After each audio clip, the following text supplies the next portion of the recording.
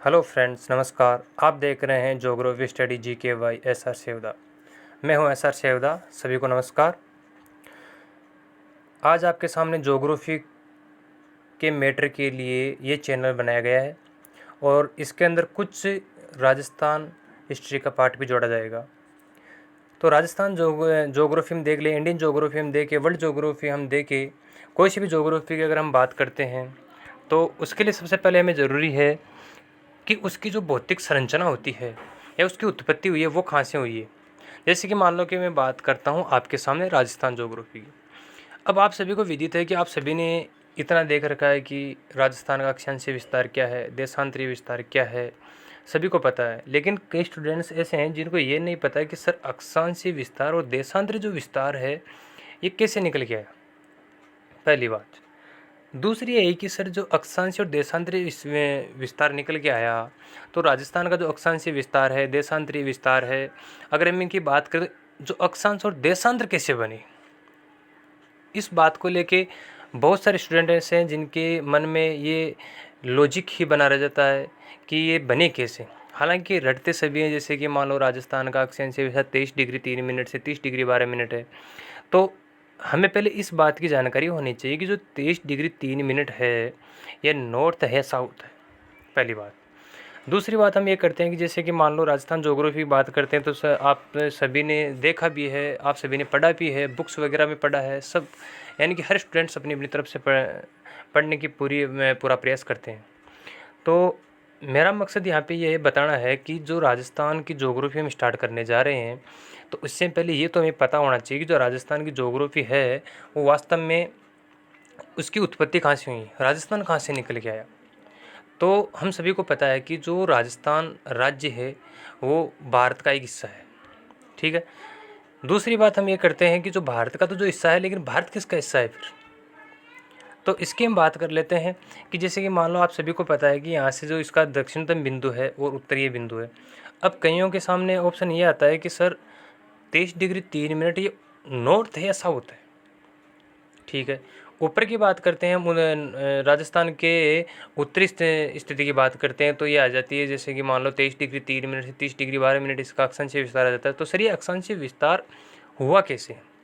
तो सबसे पहले मेरा मकसद ये रहेगा कि हमें सबसे पहले ये जानना है कि जो अक्षांशीय विस्तार राजस्थान का बना है या देशांतरीय विस्तार बना है, ये देशांतरीय विस्तार वास्तव में है क्या चीज़।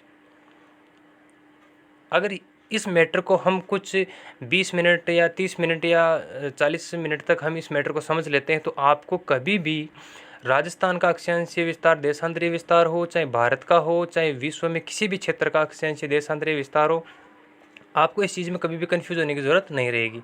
क्यों नहीं रहेगी, क्योंकि ये ज्योग्राफी एक ऐसा सब्जेक्ट है जैसे कि हम किसी एक चेन को जोड़ने के लिए उसकी कड़ी बाई कड़ी जोड़ते हैं, तो उसी प्रकार हम ये चाहेंगे कि ज्योग्राफी भी एक ऐसा मैटर है जिसके अंदर हम एक कड़ी से कड़ी मिलाते हुए ज्योग्राफी पढ़ सकते हैं, ज्योग्राफी को समझ सकते हैं। ज्योग्राफी को समझने के लिए सबसे पहले हमें ये विदित होनी चाहिए कि जो इसकी जो शुरुआत होती है वो कहाँ से होती है। क्योंकि जैसे कि मैं अभी आपको पढ़ाना स्टार्ट कर दूँ कि राजस्थान ज्योग्राफी राजस्थान का अक्षांशीय विस्तारीय देशांतरीय विस्तारीय है। राजस्थान की ज्योग्राफी मात्र आपको मैं बताना चाहूँ तो तथ्य को छोड़ के अगर हम मोटे तौर पे ज्योग्राफी का देखा जाए तो राजस्थान की ज्योग्राफी मात्र एक क्लास की है, संपूर्ण ज्योग्राफी मात्र एक क्लास की। लेकिन वो एक क्लास की कब है, जब आपको इसके ऑथेंटिक तथ्य पढ़ रखे हो। हाँ, हो सकता है एग्ज़ाम के अंदर आपको कुछ याद ना आए तो इससे आप पढ़े हुए हो तो इसके आधार पे आप जो 1 घंटे की वो क्लास है उसके अंदर आप अनुमान लगा सकते हैं कौन सी चीज़ कहाँ पे हो सकती है। वो 1 घंटे क्लास इतनी इम्पोर्टेंट है कि उसके अंदर आप 70 से 80% के लगभग इसका मैटर कवर होता है। लेकिन इससे पहले हमें ये ज़रूरी होना चाहिए कि जो राजस्थान है, जो ये इतना बन के अपने सामने आया है, हम राजस्थान की ज्योग्राफी डेली पढ़ते हैं, बुक्स वगैरह में पढ़ते हैं, तो राजस्थान की जो शुरुआत है वो भौतिक प्रदेश से हो जाती है। लेकिन फ्रेंड्स मेरा ये कहना है कि राजस्थान की जो भौतिक प्रदेश से शुरुआत तो हो जाती है, लेकिन क्या हमें ये पता है कि इसकी जो शुरुआत हुई है अक्षांशीय विस्तारीय है, देशांतरीय विस्तारीय है, वो क्यों आया। तो राजस्थान के अक्षांशीय देशांतरीय विस्तार पढ़ने से पहले हमें कुछ 10-15 मिनट के लिए या 20 मिनट या आधे घंटे तक हमें अक्षांशीय और देशांतरीय विस्तार क्या है क्या नहीं है इन सभी का हम डिस्कशन करेंगे। तो आइए फ्रेंड्स, हम सबसे पहले राजस्थान की ज्योग्राफी स्टार्ट करने से पहले देखते हैं कि राजस्थान का जो अक्षांशीय देशांतरी विस्तार है वो कहाँ से निकल गया। तो हम अगले मैप पे देखते हैं कि ज्योग्राफी वास्तव में शब्द क्या है। तो ज्योग्राफी दो शब्द से मिलकर बना है, जियो प्लस ग्राफो, जिसका जियो का मतलब तो है पृथ्वी और ग्राफो या मैंने ज्योग्राफी लिख रखा है तो ग्राफा का मतलब वर्णन करना, अर्थात पृथ्वी का वर्णन करना ही ज्योग्राफी है। भू प्लस गोल यानी भूमि क्या है, गोल है, ये दो इसके सामान्य अर्थ हैं। तो सबसे पहले ज्योग्राफी और भूगोल इन दोनों के सामान्य अर्थ हैं पृथ्वी का वर्णन करना और भू प्लस गोल यानी भूमि गोल है, यानी कि गोल भूमि का ही वर्णन करना। ठीक आपके, क्योंकि जब पृथ्वी की उत्पत्ति हुई थी उसी समय से लेके आज तक पृथ्वी में कोई खास चेंज नहीं हुआ है। पृथ्वी गोल थी, अभी भी गोल है, उस टाइम पे गोल थी, आज भी गोल है। तो हम आगे देखते हैं कि राजस्थान की जो पृथ्वी है वो गोल थी। तो गोल पृथ्वी होने के बावजूद इसमें 23.5 डिग्री अक्षांश झुकाव कैसे लिया गया, 90 डिग्री अक्षांश कैसे खींचे, नॉर्थ में कैसे खींचे गए, साउथ में कैसे खींचे गए, देशांतरी विस्तार कैसे किया गया था, इसके बारे में थोड़ी चर्चा करते हैं। हम अगले मैप पे आए हैं तो यहाँ पे हमने दिखा रखा है कि राजस्थान पूरी पृथ्वी को हमने 4 खंडों में बांट रखा है, क्योंकि आपने सभी ने ये सुना है कि पृथ्वी बॉल के आकार की है, गेंद के आकार की है, नाशपाती के आकार की है। तो हमें सबसे पहले ये विदित होना चाहिए कि हमने कहीं पढ़ा ये है कि 23.5 डिग्री अपने अक्ष पर पृथ्वी झुकी हुई है। वो झुकी हुई क्यों है, उसका रीज़न ये है कि जो अपने पास में बॉल है आप उसे किधर भी घुमा दो उसका हम झुकाव निर्धारित नहीं कर सकते कि वो 23.5 डिग्री झुकी हुई है या 15 डिग्री झुकी हुई है या 30 डिग्री झुकी हुई है, हम उसका निर्धारण नहीं कर सकते।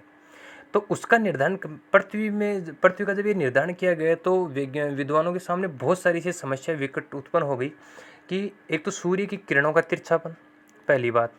दूसरी बात यह है कि जब पृथ्वी गोल है, क्योंकि हम इतने बड़े एक छोटी सी बॉल का हम निर्धारण करने में हमें समय लग जाता है कि ये कहाँ से चपटी है।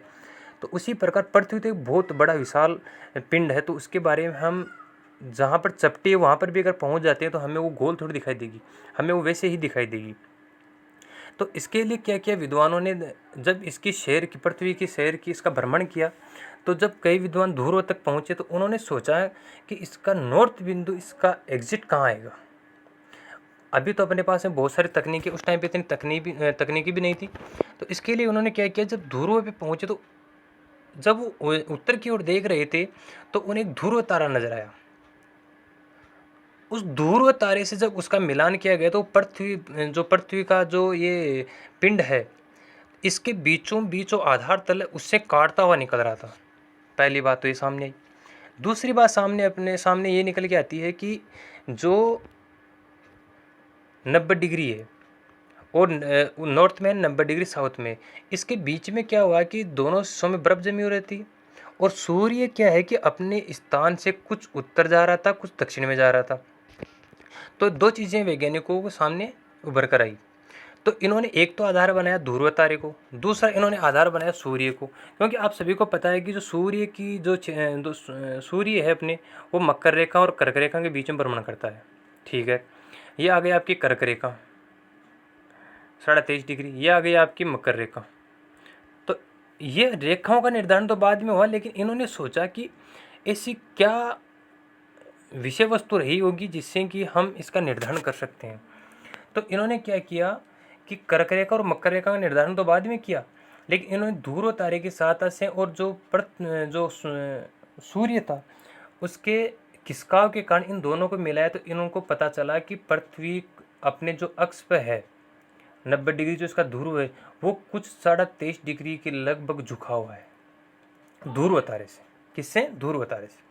जब इसका ध्रुव तारे से इसका निर्धारण किया गया तब पता चला कि सूर्य भी उतना ही झुकाव दे रहा है जितना कि पृथ्वी ध्रुव तारे के सामने है, इतनी झुकी हुई है जितनी ही सूर्य और ध्रुव तारे दोनों की जो 23.5 डिग्री झुकाव है, ये दोनों का कोण उतना ही जा रहा है। सूर्य भी 23.5 डिग्री ऊपर तक जा रहा है और ध्रुव तारा भी पृथ्वी से 23.5 डिग्री झुका हुआ है।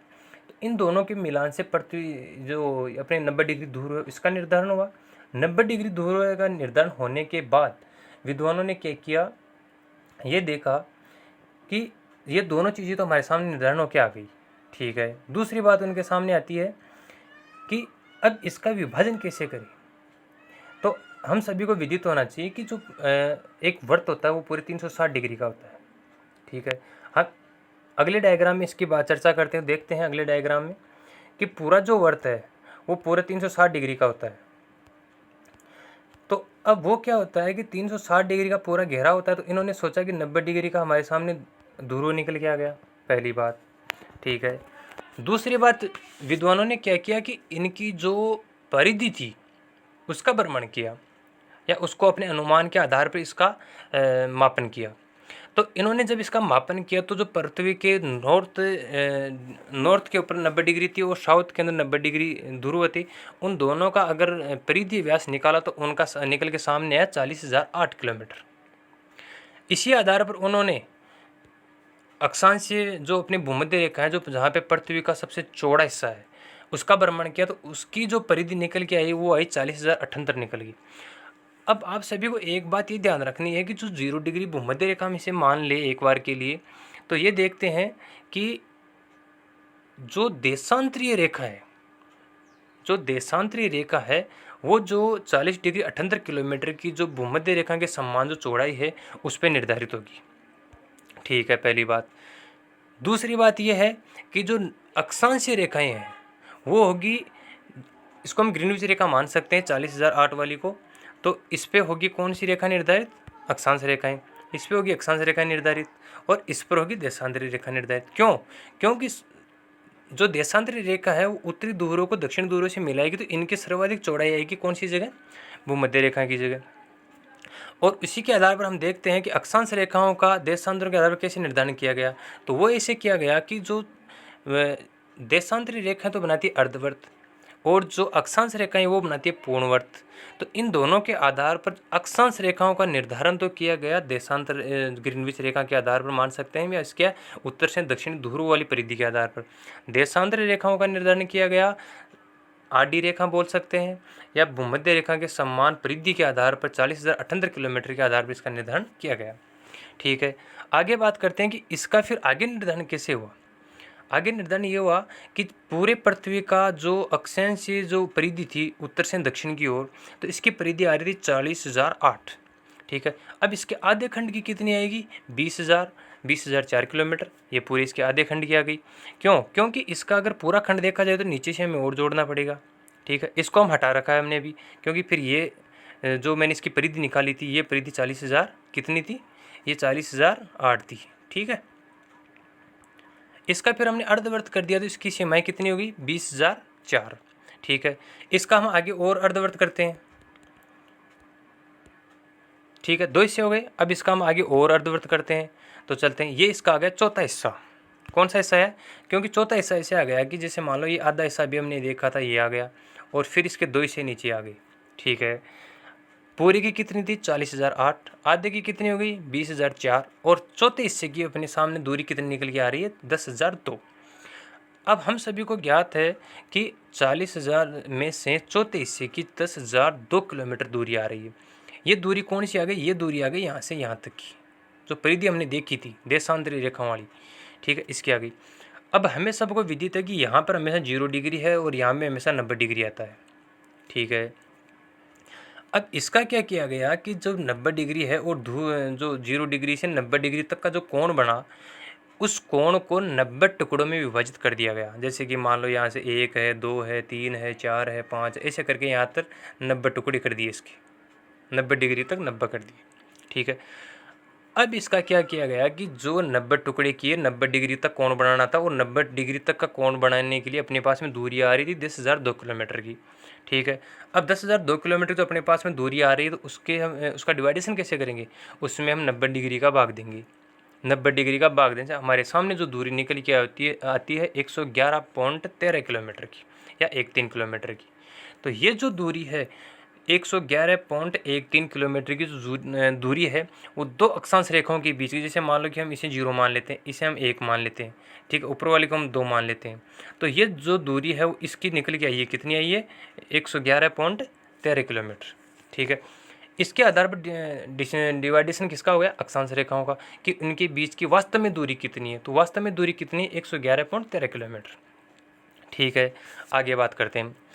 इसी आधार पर जब हमने एक हिस्से की दूरी निकाली, तो एक हिस्से की दूरी निकालने में क्या हुआ कि ये जो अर्धवर्त बना रही थी, सॉरी पूर्णवर्त बना रही थी, तो ये जो पूरा पृथ्वी बन गई वापस, ये हमने वापस पूरी ऐसे कैसे बना दी। ठीक है, अब इनका क्या करेंगे, हम इनसे मिलान करेंगे। पूरी वर्त बना रही है, ठीक है, इसने इसका मिलान कर दिया, अब ये भी इसका मिलान करेगी, तो इनके बीच की दूरी वही रहेगी जो एक अक्षांश रेखा के बीच में, वही दूरी सभी अक्षांश रेखाओं के बीच में रहेगी। कितनी रहेगी, 111.13 किलोमीटर की। ठीक है, ये तो हो गई अक्षांश रेखाओं की बात। अब करते हैं देशांतर रेखाओं की बात। देशांतर रेखाओं की ज़्यादा नहीं है, अगर आपको ये प्रोसेस याद रहेगी तो आपको राजस्थान की अक्षांशीय देशांतरीय विस्तार निकालने में ज़्यादा कुछ कठिनाई का सामना नहीं करना पड़ेगा। ठीक है, आगे देखते हैं हम देशांतरीय विस्तार के बारे में। थोड़ा सा ये देख लेते हैं, डायग्राम मैंने आपको अभी बताया है कि इसमें क्या करते हैं कि मैंने बताया था कि 90 डिग्री तक उत्तर तक इसका डिवाइडेशन कर लिया। 111.13 किलोमीटर की हमारे सामने दूरी सामने आ रही थी निकल के। ठीक है, अब इसी दूरी को चाप में बढ़ते हुए चाप काट दी गई 90 डिग्री तक की, फिर इन चापों को वापस में मिला दिया गया। ठीक है, तो ये 90 डिग्री तक उत्तर में कट गए और 90 डिग्री तक दक्षिण में कट गई। ठीक है, तो ये तो हो गया अक्षांश रेखाओं की बात। इसके बाद में हम बात करते हैं देशांतर रेखाओं की बात। देशांतर रेखाओं में ज़्यादा समस्या नहीं है आपके सामने, क्योंकि देशांतर रेखाएं अर्धवर्त होती है। अर्धवर्त होने से क्या होता है कि उनका पूर्ण घेरा नहीं बन पाएगा। ये देखो, देशांतर रेखाओं की बात करते हैं। देशांतर रेखाओं की बात कैसे होती है कि जो अपने सामने ये पृथ्वी है, तो इसकी जो दूरी आ रही थी यहाँ पे 40,078, कितनी आ रही थी, 40,078 अपने सामने दूरी आ रही थी। इस दूरी को हमने आधार माना, और इस दूरी को आधार मानने पर हमने क्या किया कि जो ये रेखाएं पूर्णवर्त तो बनाती नहीं है, इसके भी डिवाइडेशन नहीं किया। इसके अंदर हमने डायरेक्ट क्या कर दिया कि इसके अंदर 360 का भाग दे दिया। जो 40,078 किलोमीटर की जो दूरी आई थी, इसके अंदर हमने क्या कर दिया, किसका भाग दे दिया, 360 का भाग दे दिया। तो हमारे सामने जो दूरी आई थी वो 40,078 था,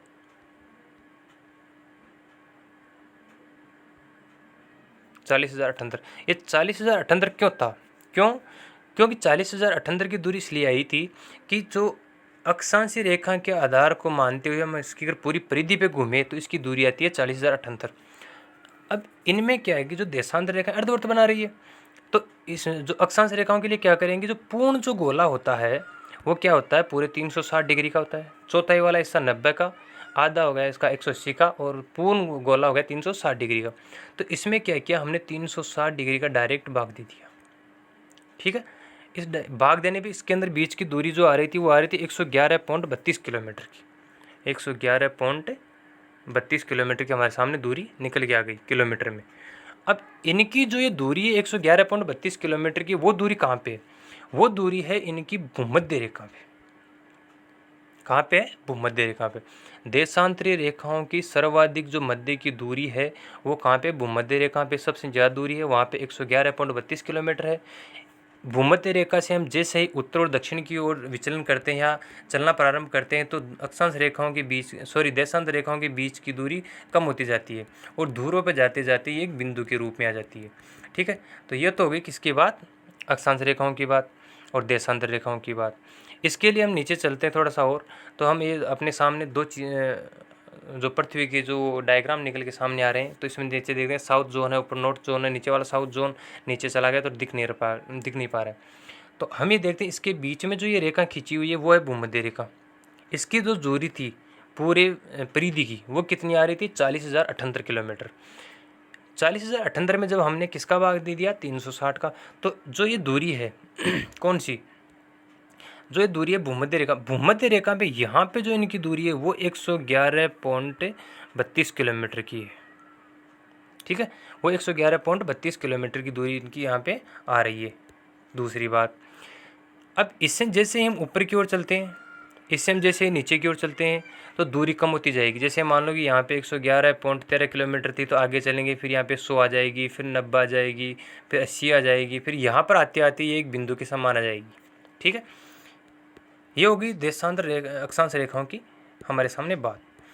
अब हम आगे बात करते हैं कि इनका जो टाइम जोन कैसे निकाला गया। ये अक्षांश और देशांतर रेखाएं काम में क्या आ रही है, देशांतर रेखाएं तो आ रही है हमारे सामने टाइम निकालने के लिए। ठीक है, देशांतर रेखाएं आ रही है टाइम निकालने के लिए, और अक्षांश रेखाएं हमारे सामने आ रही है तापमान और जलवायु और कटिबंध निर्धारित करने के लिए।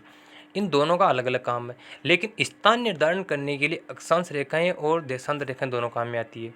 ठीक है, अब देखिए हमारे सामने देशांतर और अक्षांश रेखाएं हमने मैप में समझने के बाद हमारे सामने जो अगला डायग्राम आया है वो आया है जो अक्षांश रेखाएं और देशांतर रेखाएं कैसे खींची गई है। अब देखिए आपके सामने दो चीज़ें सामने आ रही है।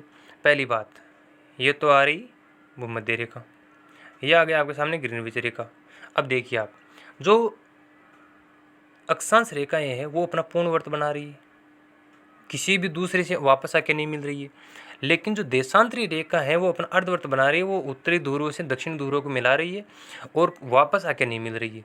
ठीक है, देशांतर रेखाएं वापस आके नहीं मिलती है, अर्धवर्त बनाती है, और अक्षांश रेखाएं क्या होती है, पूर्णवर्त बनाती है।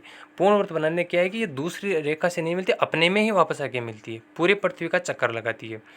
और जो अक्षांश और देशांतर रेखाओं का जो जाल हमारे सामने आता है उसे ग्रिड कहते हैं। क्या कहते हैं? ग्रिड कहते हैं। दो अक्षांश रेखाओं के बीच की दूरी 111.13 किलोमीटर, दो देशांतर रेखाओं के बीच की दूरी 111.32 किलोमीटर दूरी। ये दो अक्षांश रेखाओं के बीच की दूरी थी और दो देशांतर रेखाओं के बीच की दूरी। हाँ, अक्षांश रेखाओं की जो दूरी है वो हर अक्षांश रेखा के बीच में आपको 111.13 किलोमीटर मिलेगी, लेकिन जो देशांतर रेखाओं की 111.32 किलोमीटर की दूरी आई थी वो मात्र आपको भूमध्य रेखा पे मिलेगी। क्वेश्चन एग्जाम में कई बार ऐसे पूछा जाता है कि किन रेखाओं के बीच की दूरी परिवर्तित हो जाती है, अक्षांश रेखाएं, देशांतर रेखाएं, ग्रीनविच रेखा या भूमध्य रेखा। ग्रीनविच रेखा की जो लंबाई है, लंबाई समान रहेगी। दो चीज़ें हमारे सामने आती है कि अक्षांश रेखाओं की लंबाई समान नहीं रहेगी, बीच की दूरी समान रहेगी। ठीक है, ये अक्षांश रेखा है, इनकी बीच की दूरी है ना, ये बीच की दूरी है ना, वो समान रहेगी। ठीक है, और जो देशांतर रेखाओं की हमारे सामने बात आती है, तो देशांतर रेखा की हमारे सामने बात आती है तो इनकी क्या है कि बीच की दूरी ना रह करके लंबाई इनकी समान रहेगी। अक्षांश रेखाओं की लंबाई समान रहेगी। क्या समान रहेगी? लंबाई समान रहेगी। ठीक है, अक्षांश रेखाओं के मध्य की दूरी बल्कि लंबाई समान नहीं रहेगी, देशांतर रेखाओं की लंबाई समान रहेगी, मध्य की दूरी समान नहीं रहेगी। ठीक है, इतनी बात हमारे हो गई है। अब अगली बात हम देखते हैं कि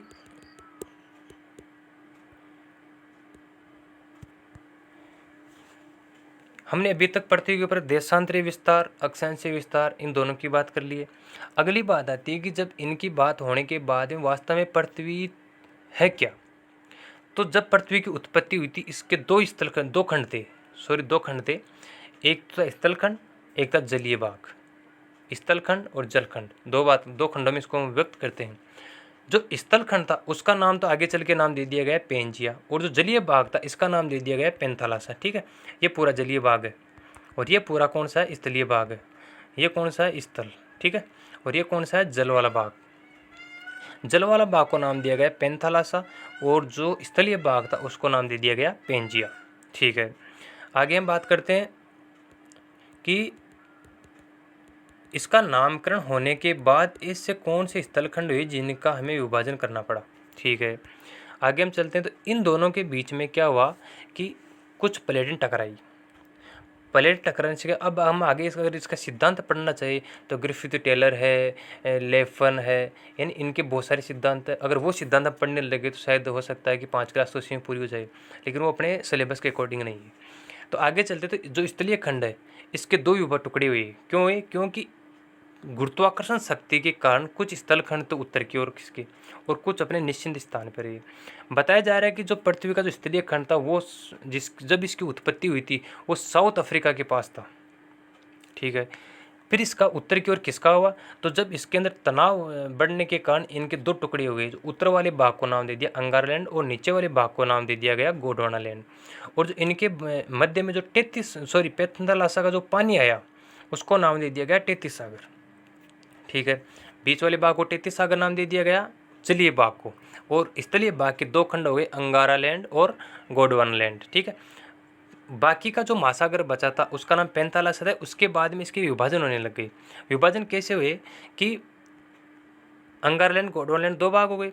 बताया जा रहा है, विद्वानों का मानना है कि पृथ्वी की घूर्णन गति के कारण और सूर्य की और चंद्रमा की आकर्षण शक्ति के कारण जो अंगारा लैंड और गोंडवाना लैंड का जो भाग है, कुछ तो पश्चिम की ओर किसका, दोनों का, पश्चिम की ओर खिसकने से क्या हुआ, उत्तरी अमेरिका और दक्षिणी अमेरिका का निर्माण हुआ, और कुछ भाग पीछे की आगे की ओर छूट गए, तो यहाँ पे जो कुछ द्वीप थे उनका निर्माण हो गया। बाकी जो हिस्सा बचा उसके अंदर यूरोप है और एशिया, ये तो हो गई अंगारा लैंड की। नीचे की बात करते हैं, अफ्रीका है, ऑस्ट्रेलिया है, और कुछ भारत का जो दक्षिणी हिस्सा है वो किसके भाग, सॉरी भारत का जो हिस्सा है काफ़ी हद तक दक्षिण वाले को मानते हैं, क्योंकि ऊपर हिमालय वाला जो क्षेत्र है वो यूरेशियन प्लेट से टकरा रहा है, तो उसको हम मिश्रित रूप में कह सकते हैं, लेकिन हम उसे एग्जिट गोंडवाना लैंड नहीं कह सकते।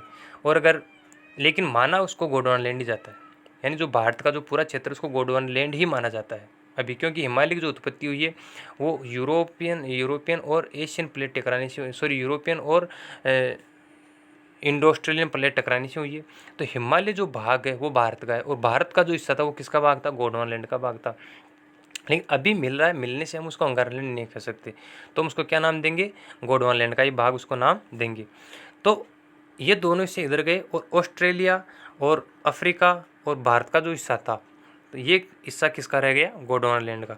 अब इनमें क्या हो रहा है, इन प्लेटों में आपस में टकराव हो रहा है, ठीक है। तो इन टकराव होने से क्या होता है कि इनमें पर्वतों की जो दोनों अगर टकराती है तो पर्वत बनते हैं, और अगर तनाव होता है और बीच में से अगर खाई बनती है तो यहाँ पे महासागरों का निर्माण हो जाता है। तो इसी के आधार पर हमारे सामने महासागर और महाद्वीपों का निर्माण हुआ है, ठीक है।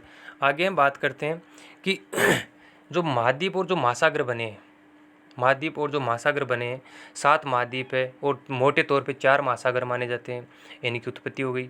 इनकी उत्पत्ति होने के बाद इन्होंने क्या किया, अपने प्रशासन व्यवस्था के लिए इनके अलग अलग देशों में इसका विभाजित कर दिया गया। सब मोटे तौर पे महाद्वीपों में कर दिया गया। महाद्वीपों के बाद में फिर इसका और खंडन किया गया, तो इसके फिर देशों का निर्माण हुआ, फिर एक राज्यों का निर्माण हुआ, फिर जिलों का निर्माण हुआ, फिर नगरीय प्रशासन, फिर यानी अलग अलग इसकी टुकड़ों में बांट दिए गए प्रशासन को सुचारू रूप से चलाने के लिए, ठीक है। अब हम बात करते हैं कि हमारे सामने इतनी जो अपनी क्लास हुई उसके अंदर हमने ये समझा है कि कोई भी ज्योग्राफी का जो पार्ट हो, चाहे वो राजस्थान ज्योग्राफी हो, इंडियन ज्योग्राफी हो, चाहे वर्ल्ड ज्योग्राफी हो, इन तीनों के ज्योग्राफी पढ़ने से पहले हमें ये पता होना चाहिए कि वास्तव में ज्योग्राफी का जो विभाजन हुआ है वो कहाँ से हुआ है। अब इसके बाद में हमारी कल आधे घंटे की क्लास हो रहेगी, उसमें हम ये देखेंगे कि जो टाइम है वो कैसे निकाला जाता है। यानी कि जैसे मान लो हमारे इस समय मानक रेखा 82.5 डिग्री है, तो क्यों माना गया उसको, उसका रीज़न क्या है। तो इसके आधार पे हमें कल हमारे आधे घंटे क्लास और लगेगी, तो उसमें हम ये क्लियर करेंगे कि इस जो समय है वो कैसे निकाला जाता है, कि आधे घंटे जो अपने 82.5 डिग्री मानक समय रेखा है वो क्यों है, इसका रीज़न क्या है, समय कैसे निकाला जाता है और क्यों निकाला जाता है। तो ये इसकी डिटेल से हम कल बात करेंगे, ठीक। आज के लिए इतना ही, ओके, थैंक यू।